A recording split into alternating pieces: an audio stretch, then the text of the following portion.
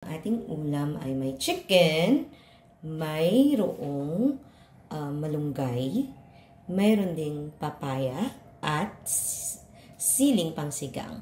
So, nahulaan nyo na ba? Ito ay tinolang manok.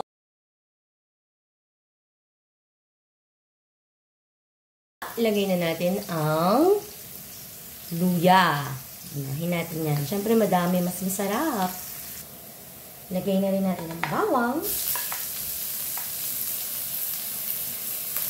Yan.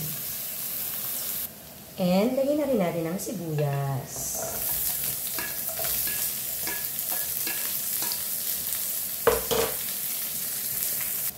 Pagkayos na, lagay na rin natin ang chicken.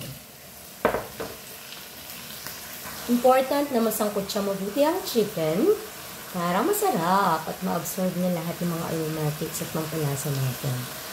Yan na. So, after natin masangkot siya, lagyan na natin siya ng sabaw.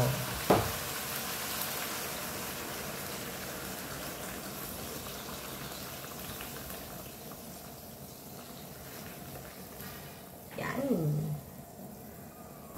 Kumukulo na, lagyan na natin ang papaya.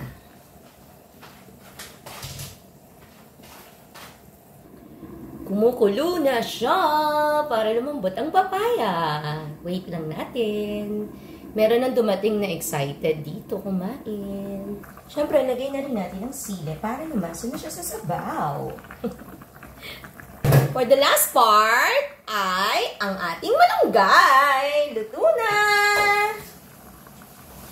Okay na to. Yan na. Special ang ating tinola dahil meron tayong malunggay.